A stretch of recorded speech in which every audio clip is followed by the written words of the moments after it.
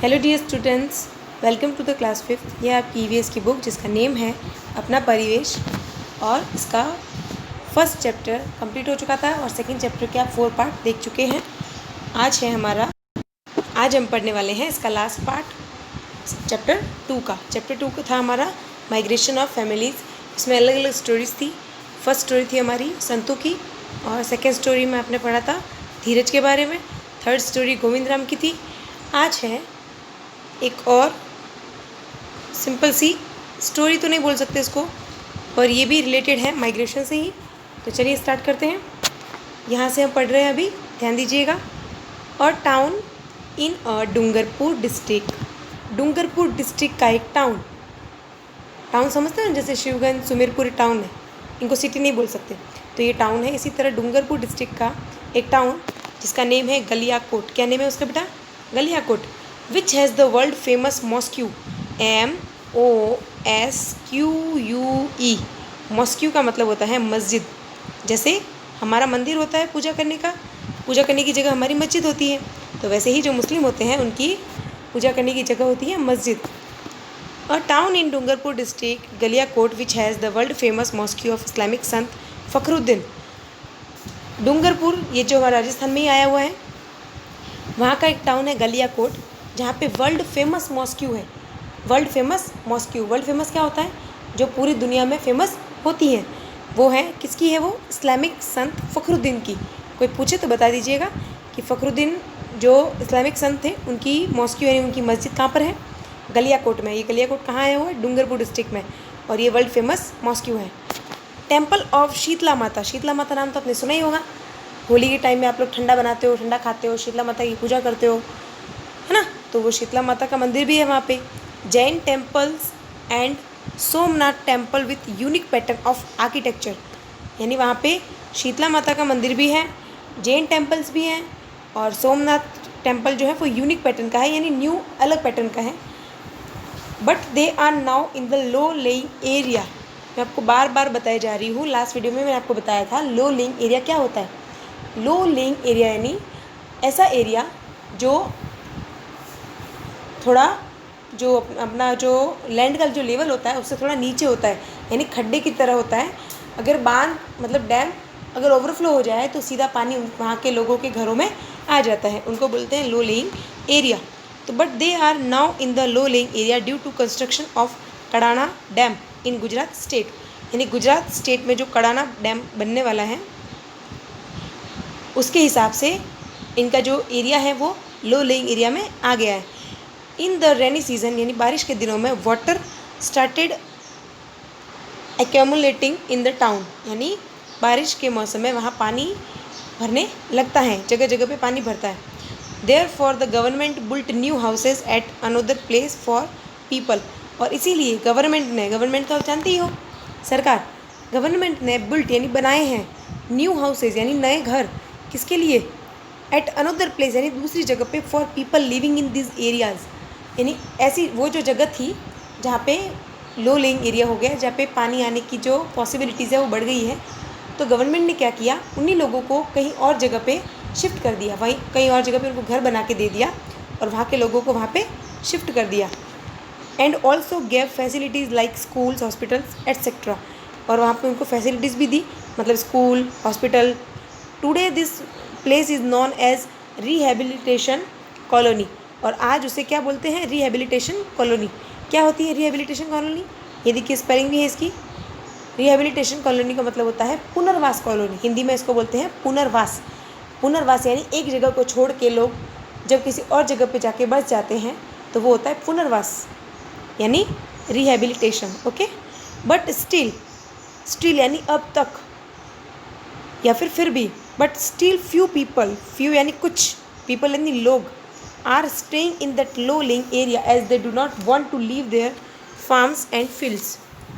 अभी भी वहाँ कुछ लोग हैं जो वहीं ठहरे हुए हैं, उन्होंने उस लो लेइंग एरिया को अभी तक नहीं छोड़ा है, क्योंकि दे डू नॉट वांट, वे नहीं चाहते, to leave their farms and fields, क्योंकि वो अपने खेतों और खेत वाले घरों को छोड़ना नहीं चाहते। ओके, चलिए आगे देखिए। Think and answer this. सोचिए और इनके आंसर दीजिए। Why people have to leave their homes due to construction of dam, यानी वाई यानी क्यों, WHY, वाई यानी क्यों, why people have to leave their homes due to construction of the dam, यानी बांध बनने के कारण लोगों को अपना घर छोड़ना क्यों पड़ता है, या फिर लोगों ने अपना घर क्यों छोड़ा होगा। ये आपको इमेजिन करना है कि बांध तो बांध की जगह पे बन रहा है, फिर लोगों ने अपना घर क्यों छोड़ा। तो इसका मतलब है कि जो उनके बांध जब बनते हैं, जब डैम कंस्ट्रक्ट होते हैं, तो उनके जो हाउसेज होते हैं वो लो लेइंग एरिया में आ जाते हैं। लो लेइंग एरिया मैंने आपको बता दिया, बार बार बता रही हूँ। लो लेइंग एरिया यानी इसको हिंदी में बोलते हैं डूब क्षेत्र, यानी जहाँ पे डूबने की पॉसिबिलिटीज़ ज़्यादा हो। अगर बांध ओवरफ्लो हो जाए डैम, तो सीधा पानी उनके घरों तक आ जाएगा, उस डर से उनको वहाँ से घर छोड़ना पड़ता है। क्वेश्चन नंबर 2 है, वाई डैम्स आर कंस्ट्रक्टेड, बांध क्यों बनाए जाते हैं, बांध क्यों बनाए जाते हैं। तो ये क्वेश्चन है, थोड़ा सोचने लायक है, तो आपको सोचना होगा इसके लिए। बांध बनाए जाते हैं मेरे हिसाब से एक तो बारिश के पानी को इकट्ठा करके बाद में यूज़ करने के लिए, और लाइट बनाने के लिए, और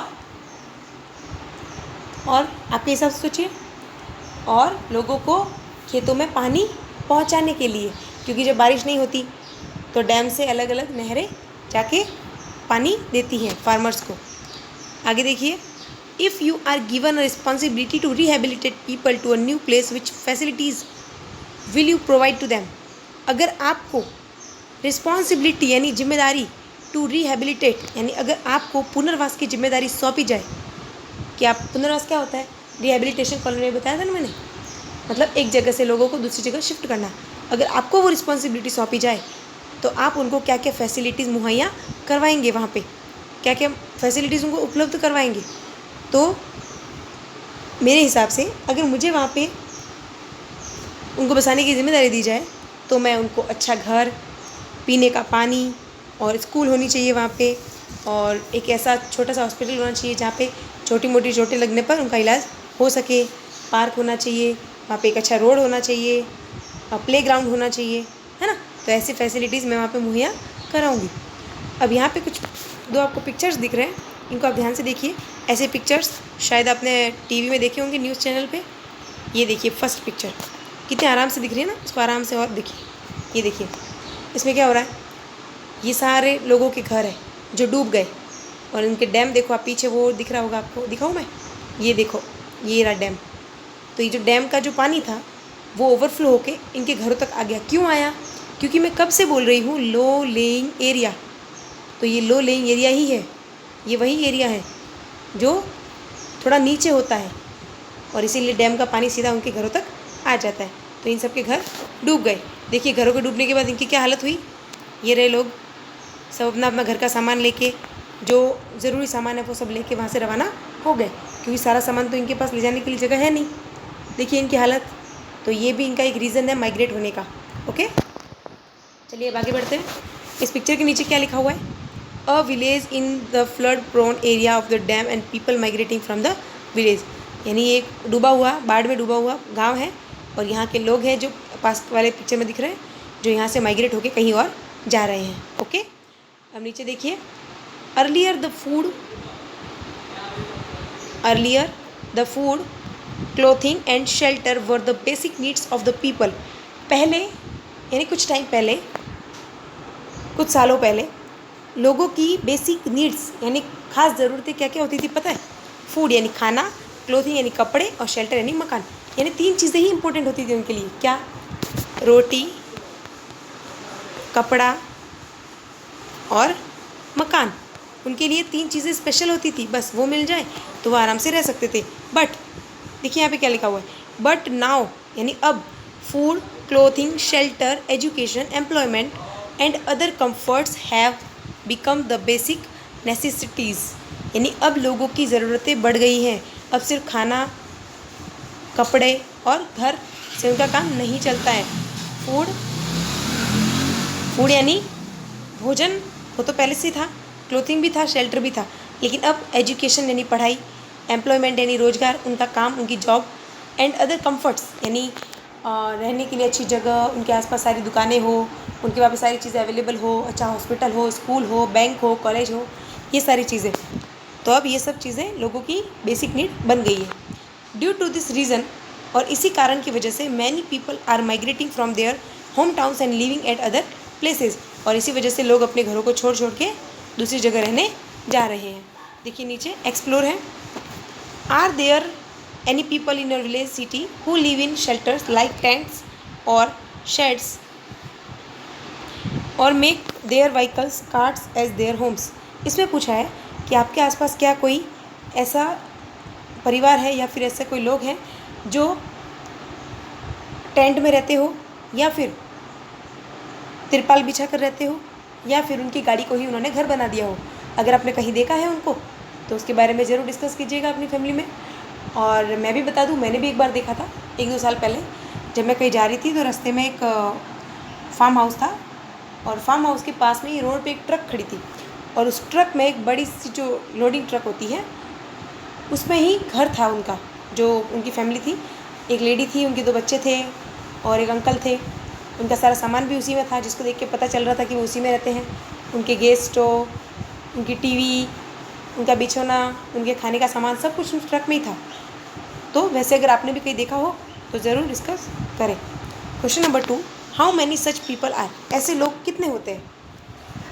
तो ऐसे लोग बहुत कम हैं। क्यों?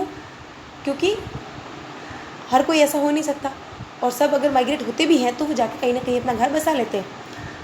फिर है what type of work do they do. किस टाइप का वर्क वे करते हैं? तो मेरे हिसाब से ये लोग लोहे के बर्तन बनाने का काम करते हैं, या फिर लोहे के औजार बनाते हैं। जैसे कि इसका मोस्ट इम्पोर्टेंट एग्जांपल जो आपने भी देखा होगा, अपने शिवगिन में भी होते हैं, आपके गांव में भी आते हैं। गाडलिया लोहार, नाम सुना है? गाडलिया लोहार जो सिगड़ी वगैरह बेचते हैं बना बना के, तो वो लोग भी यही होते हैं जो माइग्रेट होकर एक जगह से दूसरी जगह जाते हैं। इनका कोई फिक्स बसेरा नहीं होता। क्वेश्चन नंबर 4 है where do their children study. इनके बच्चे कहाँ पढ़ते हैं? तो इसका आंसर होगा इनके बच्चे या तो स्कूल जाते ही नहीं हैं, और अगर स्कूल जाते हैं तो वे ऐसे स्कूल में जाते हैं जहाँ पे बार बार एडमिशन लिया जा सके, और वहाँ से टीसी काट के दूसरी जगह जाके भी एडमिशन ले सके। उसको बोलते हैं चल स्कूल। ओके। क्वेश्चन नंबर 5 कह रहा है what are the reasons for the displacement at this people. यानी इन लोगों के जगह बदलने के क्या क्या रीज़न हो सकते हैं, क्या क्या कारण हो सकते हैं? तो इनके रीज़न है, एक तो नेचुरल डाइजेस्ट, और फ्लडिंग यानी बाढ़ आना, सूखा पड़ जाता है,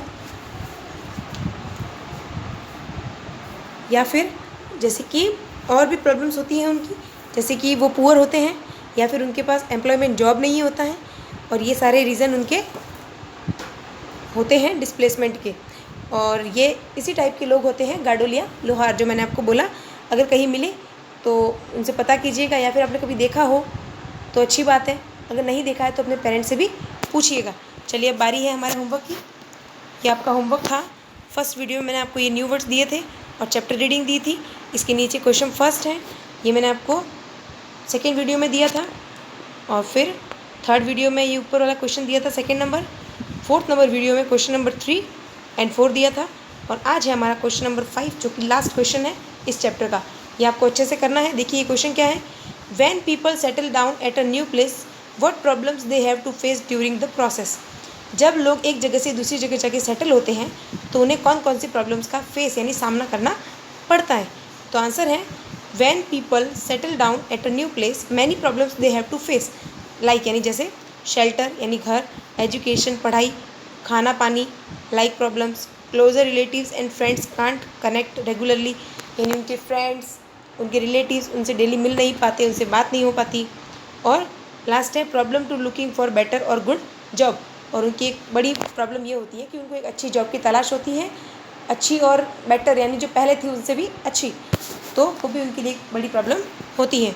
चलिए तो आज के लिए बस इतना ही, और ये चैप्टर आपका कंप्लीट हो गया है। इसका वर्क कंप्लीट कर दीजिएगा। अगली वीडियो में हम चैप्टर नंबर 3 पढ़ेंगे। Thank you.